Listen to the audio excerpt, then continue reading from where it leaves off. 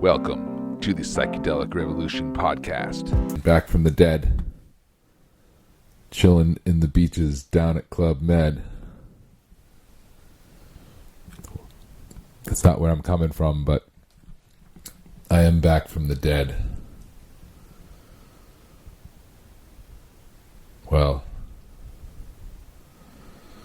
I'm back on the radio. That's an awkward start to the program because it's been hard for the bad man to get back on the radio because I miss my friend Dr. Fugelfish, my radio partner KUSF, along with MC Rock the Mic. Dr. Fugelfish and I are brothers. We first met when we were about 15. We got many chaotic adventures, including the radio program. And as I move into talking about psychedelics and drugs and brain and conscious expansion, Dr. Fugelfish is always with me as a cautionary tale and as a brother that I love and miss. Dr. Fugelfish got his name from Hunter S. Thompson, where he brought a puffer fish to his book signing on Haight-Ashbury Street. I guess Haight Street in the Haight-Ashbury district. And the good doctor said, "Oh, a Fugelfish. You are Dr. Fugelfish. Thank you for bringing me this Fugelfish." And from hence on, my friend Jorgen was known as Dr. Fugelfish. And Hunter S. Thompson not only is linked to Dr. Fugelfish, but is linked to the bad man. Before I did my first acid test, the night before, I saw Dr. Hunter S. Thompson speak in Middlebury College. And when it was time for the Q&A, the bad man stepped up to the microphone and I asked Hunter S. Thompson, "How do you know if you're ready to take acid?" And he asked me if I had acid and if he could have some, and he said he would tell me if it was real acid. He said, "Show it to me. I'll try it. I'll tell you if it's real." And then I repeated my question. I said, "Not, do I have acid? How do you know if you're mentally prepared for doing acid?" And Dr. Hunter S. Thompson said, "Well, it really comes down to, are you a psychopath or not? And if you're a psychopath, then you shouldn't do acid. But if you're not, then it's fine. Because you'll find out who you truly are if you do the acid." The next day I ended up at a fish show with El Brio and Jamie Swindler. And when I showed up, El Brio had already taken acid. And then we sent him out to find the guy who had the acid. And then I took some acid, and Jamie took some acid, and El Brio took some more acid. And when I went to take my acid, I walked off to the side of the parking lot and looked at the sky. And I said, "Guess we find out if I'm a psychopath or not." And I took the acid. And I don't know if we ever really answered that question, because my nickname soon after that was the hallucinogenic maniac. And it's kind of like I'm undercover here as a professional in the psychedelic space. And little do you know that I'm a dangerous hallucinogenic maniac in reality.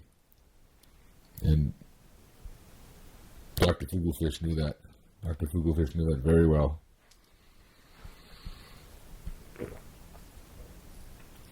And as we think about, or as the bad man has thought about starting this podcast, it became very apparent to him of the pain and trauma I still feel for my missing friend. Well, not missing. Dr. Fugufish committed suicide and blew his brains out with a gun. So there's that. And I miss my friend. And I think about all the time what we could be doing together. And I think it's a cautionary tale for how drugs without integration and drugs without a program, acid, MDMA, ayahuasca, without intention, can be very dangerous.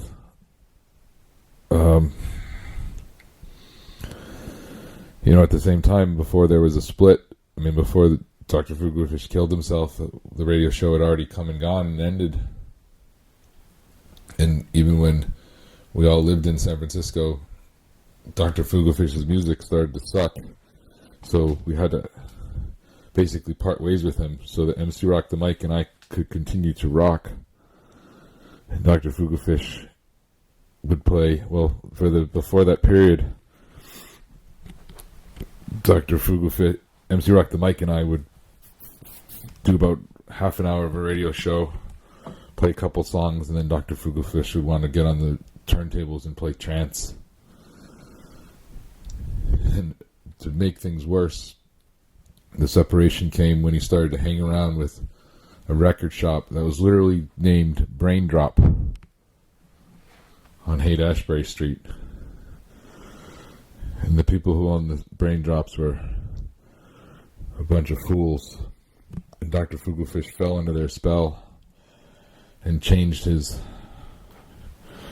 decent music taste, actually I would say excellent music taste, to boring ass trance, and kind of wrecked the radio show in a lot of ways, to the point where we had to kick him off.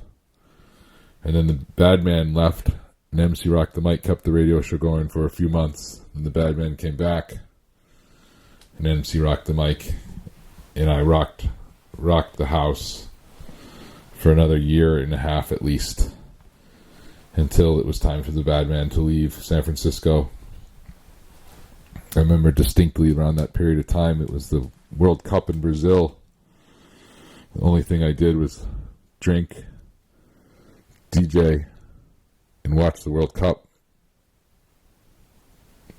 It wasn't a very productive period of time in the bad man's life. Anyway, that's neither here nor there, but here we are. So I dedicate this first episode to you, Dr. Fugufish, and to you, Dr. Hunter S. Thompson. Another note on that connection between the good doctors. When Hunter S. Thompson killed himself with a gun, I knew that was the way Dr. Fugufish was going to do it. He had a lot of guns. Dr. Fugufish always had guns. He'd spend all his money on fucking guns. And when he was broke, he tried to sell me the guns back just to get some money, but he wanted full price, and I didn't buy them. He wanted like $10,000, $20,000 for all his fucking guns, so I didn't have that much money. But I really wish I did, so I could have bought those guns from him. He wouldn't have had them to kill himself. But before Dr. Fugufish killed himself with a gun, shot his head off, I talked to him on the phone, and I said, hey, Dr. Hunter S. Thompson shot his head off. I said, you're going to do that too, aren't you? And he said, I might do it, pretty much along those lines. And I said, well, don't. And then I said, if you're going to do it, though, make sure you don't take anyone else with you. And he didn't do that. He just took himself. But I tried to call the doctor the night of his suicide, and he picked up and hung up. I called again, and he picked up and hung up. And then I had to go to a dinner meeting, and I went and got a nice steak, and I didn't call him the next day after that meeting, and And he wasn't there anymore. He wasn't with us.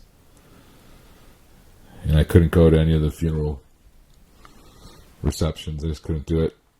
I had a lot of anger. I had a lot of anger for years about how he could do that. Just leave us. Choose to end his life. But I know the pain he felt. I must have known the pain he must have felt must have been crazy.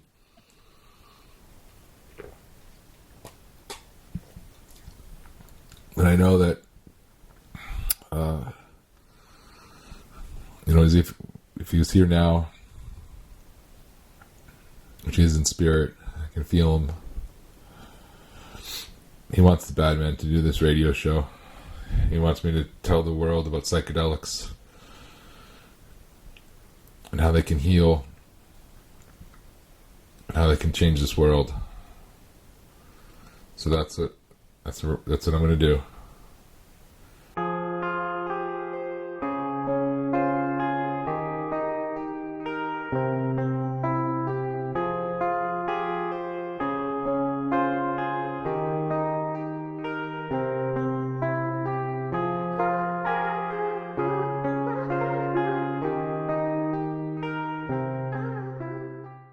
And I should probably tell you about that first acid trip and how it went down.